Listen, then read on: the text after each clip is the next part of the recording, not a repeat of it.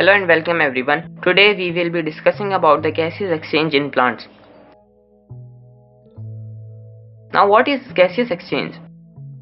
Exchange of gases between two medium is called gaseous exchange. In human, these two mediums are blood and air. Whereas in plants, these two mediums are internal fluid of plants and water. The process of gaseous exchange in plants takes place through stomata. Plants exchange gases for the process of photosynthesis and respiration. Now, what is photosynthesis? During this process, water and carbon dioxide combine and form glucose.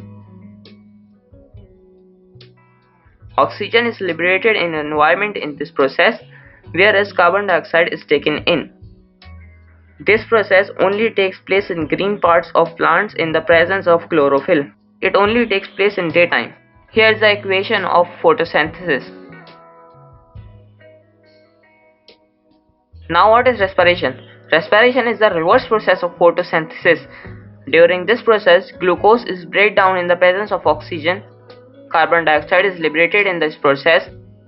It takes place both in day and night.